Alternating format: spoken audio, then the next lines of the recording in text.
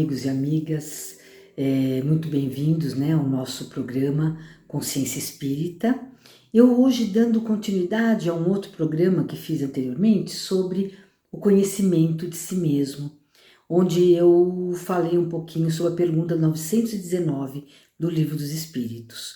E hoje, complementando um pouquinho aquela lição e todos os conselhos de Santo Agostinho, permita-me ler uma lição muito bonita de um livro psicografado por Chico Xavier, chamado Luz Acima, pelo espírito de Irmão X, e que era Humberto de Campos.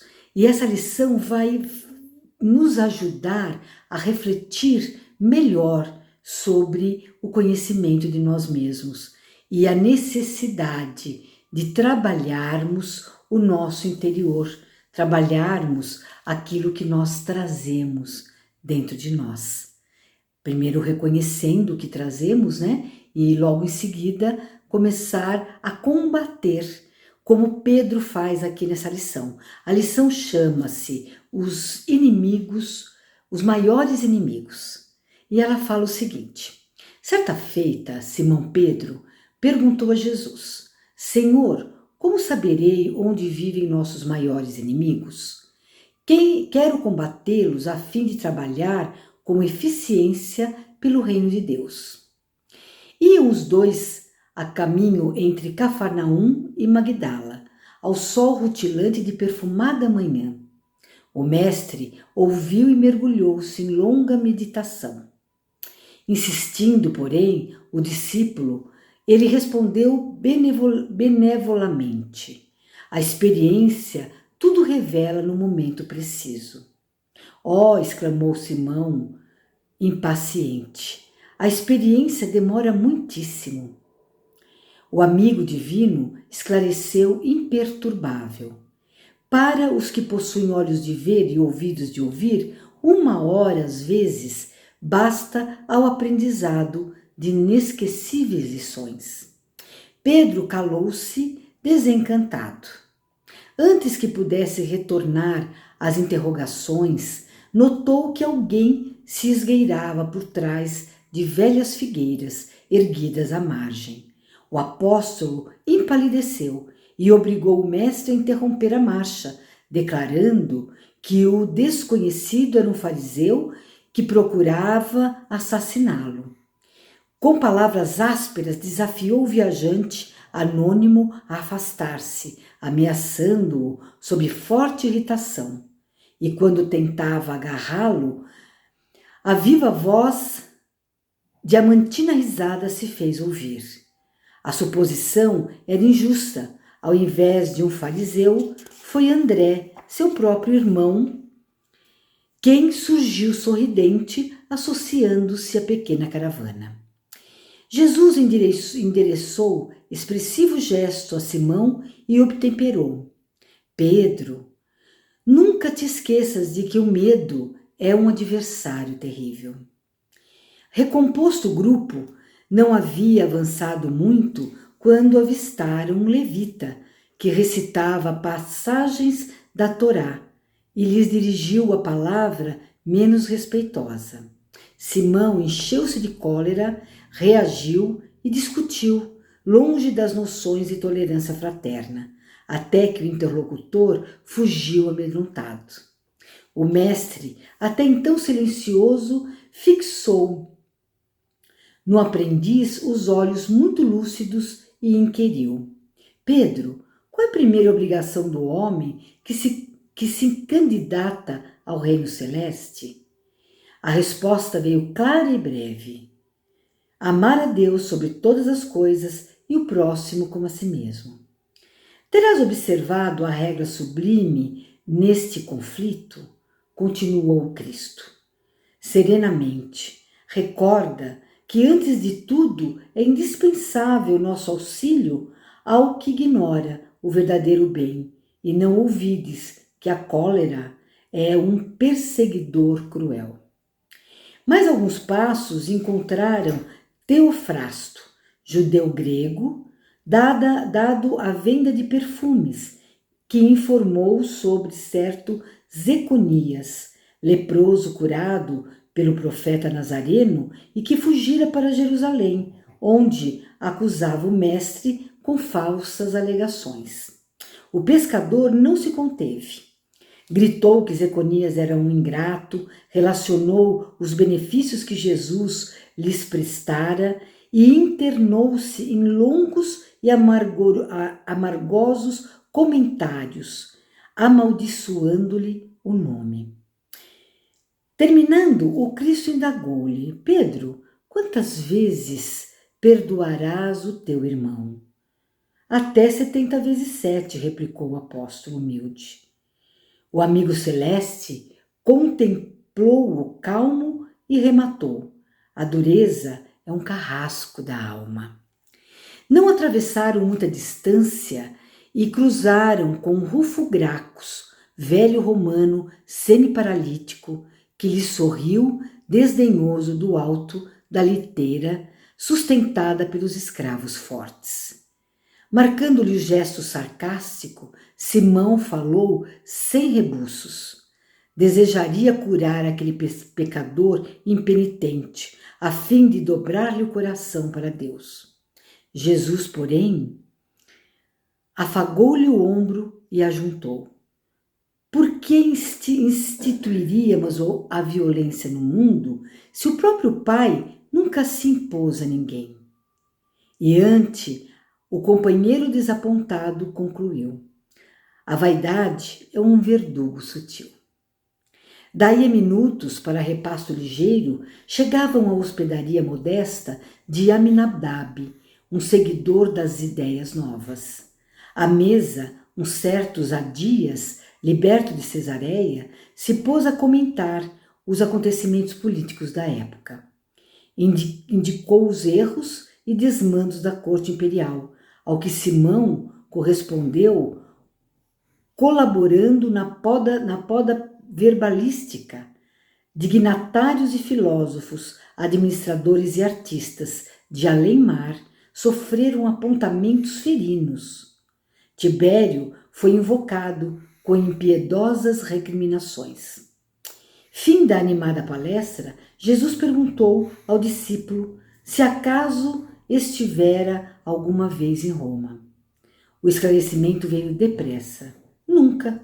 O Cristo sorriu e observou. Falasse com tamanha desenvoltura sobre o imperador que me pareceu estar diante de alguém que com ele houvesse privado intimamente. Em seguida, acrescentou: estejamos convictos de que a maledicência é algoz terrível. O pescador de Cafarnaum silenciou, desconcertado. O mestre contemplou a paisagem exterior, fitando a posição do astro-rei, como a consultar o tempo, e voltando-se para o companheiro invigilante, acentuou bondoso: Pedro, há precisamente 1 hora procurava situar o domicílio dos nossos maiores inimigos. De então para cá, 5 apareceram entre nós: o medo, a cólera, a dureza, a vaidade e a maledicência. Como reconheces, nossos piores inimigos moram em nosso próprio coração. E sorrindo finalizou: dentro de nós mesmos será travada a guerra maior. Com essa lição, a gente tem muitos aprendizados sobre o conhecimento de si mesmo e sobre o quanto precisamos ainda estudar o mestre, compreender o mestre. A doutrina espírita, ela traz muitos conhecimentos que facilitam essa compreensão de nós mesmos e sobre tudo aquilo que Jesus falou. Nós temos diversos livros que trabalham em cima de frases do Evangelho de Jesus, esclarecendo-nos através dos bons espíritos, principalmente Emmanuel, tá? Emmanuel, o mentor de Chico Xavier, tem vários livros que ele discorre sobre as passagens, sobre as frases bíblicas, né?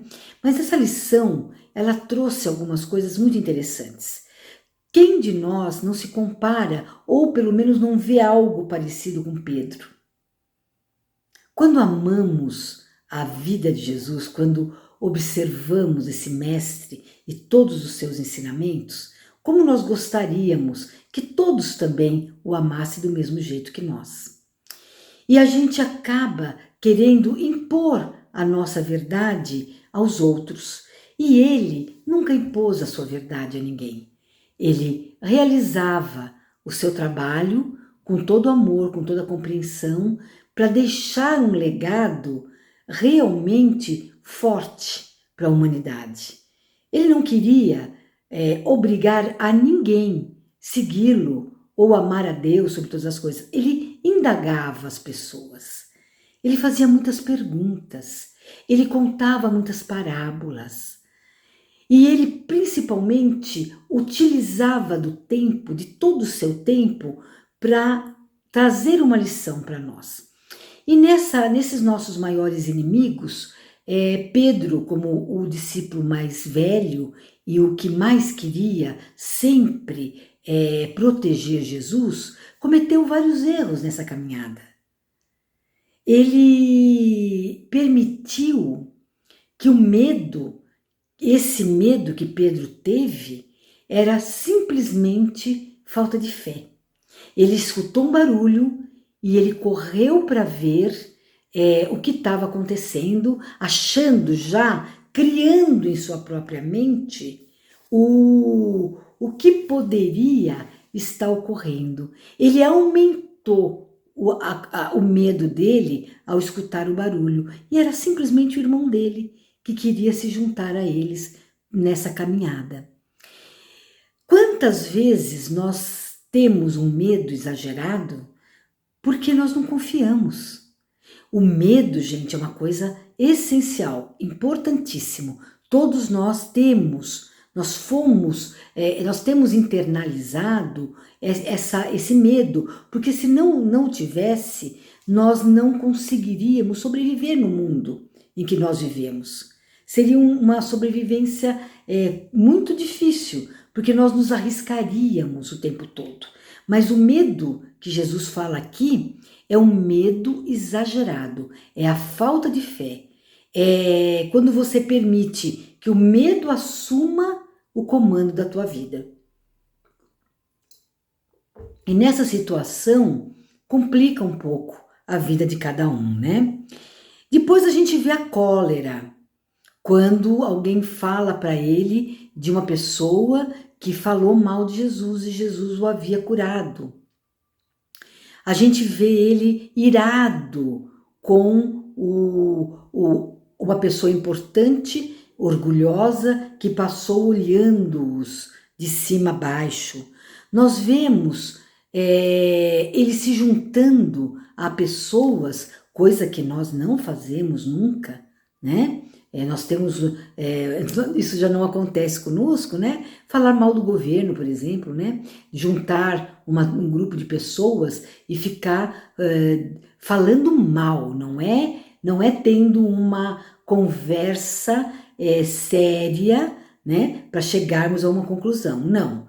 A gente vê as pessoas mais comuns falando mal dos outros, né? Falando mal do governo, falando mal do presidente, do governador.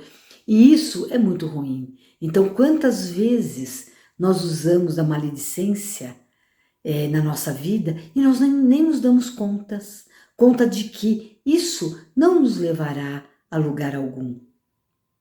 Então, quando nós quisermos realmente combater os inimigos, não vamos procurar os inimigos fora. Quem não gosta de mim, quem não vai com a minha cara, quem pode fazer algo contra mim. Não, vamos procurar os inimigos internos, porque os inimigos externos nem sempre nos acompanham. Eles passam na nossa vida em algumas ocasiões, mas o interno, aquele que trazemos, a incompreensão, a arrogância, a vaidade, a maledicência, são tantos que nós temos e que esse sim nos faz sofrer.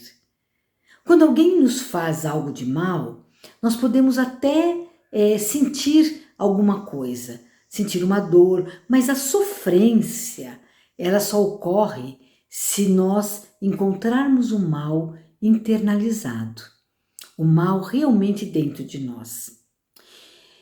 Nós também precisamos muito observar o que os outros, não é acreditar no que os outros estão dizendo, mas observar o que os outros falam de nós.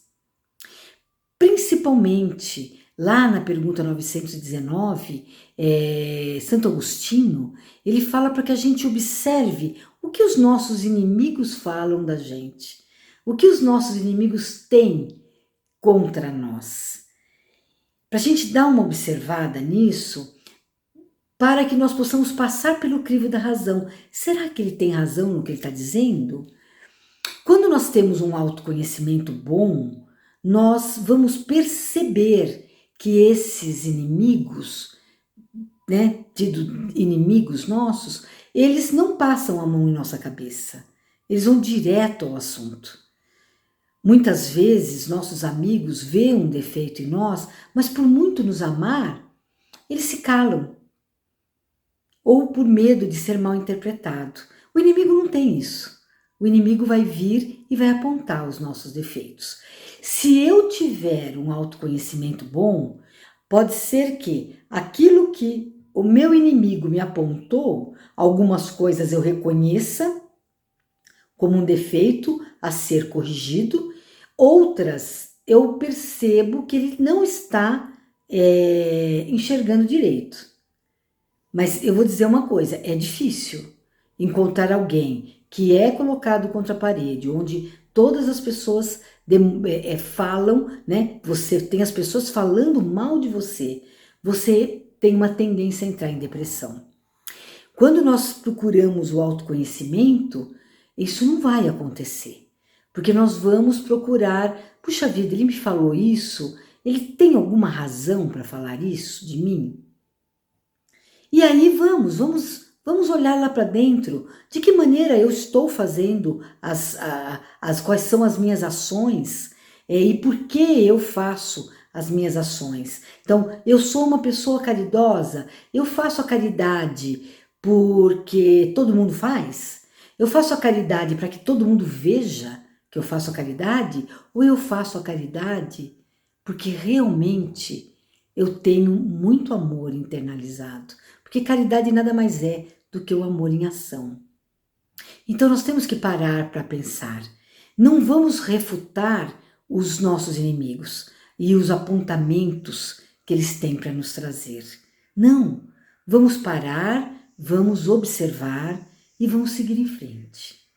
É muito importante que nós ouçamos as pessoas que estão ao nosso lado. Nós precisamos ouvir essas pessoas. E daí em diante, começar a trabalhar o que posso e o que devo e o que aquilo não faz sentido para mim. E aí eu caminho tranquilamente para frente. É muito importante que a gente questione o nosso interior para sabermos, né? O que eu estou fazendo da minha vida. Eu estou usando o meu tempo de uma maneira adequada? Eu estou usando o meu tempo para construir alguma coisa? Ou eu estou usando o meu tempo para destruir outras pessoas? Eu tenho que observar. Quando eu falo, o que sai da minha boca? A maior parte dos meus diálogos, eles são positivos ou negativos? Eu sou uma pessoa mais otimista ou mais pessimista? E nós precisamos seguir a nossa linha. Se eu estou percebendo, né? Tem um desenho que eu gosto muito, que são 2 copos que estão com água pela metade. Um está sorrindo e está dizendo assim, nossa, eu estou quase cheio. E o outro está dizendo assim, nossa, eu estou quase vazio. Então, estão os dois na mesma quantidade de água. Como que você vê esses copos? meio cheios ou meio vazios. Se você os vê meio vazios, eu acredito que você é uma pessoa que sofra muito. Comece a olhar diferente. Comece a mudar o teu olhar diante de um copo com metade de água. Comece a olhá-lo meio cheio e a tua vida vai mudar. Eu tenho absoluta certeza disso. Então, gente, eu vou encerrar nosso programa de hoje deixando essa lição para que todos possam meditar sobre ela. Quando nós queremos saber alguma coisa, vamos prestar atenção. Como Jesus diz, o tempo, ele é o melhor remédio para nos ensinar. E Pedro achava que o tempo demorava muito para passar. E não, se eu ficar atento ao que eu penso, atento às minhas ações, atento ao que eu faço durante o dia e ficar principalmente, chegar à noite e fazer o que Santo Agostinho fazia, uma reflexão sobre aquilo como eu agi nesse dia que se findou, eu tenho absoluta certeza, meus amigos, que todos, sem exceção, vão encontrar muito trabalho pela frente. Eu não sei vocês, mas eu encontro. E todos os dias eu procuro trabalhar para melhorar o meu pensamento e, consequentemente, as minhas atitudes. Muito obrigado pela paciência de me ouvir e até a próxima semana. Que assim seja.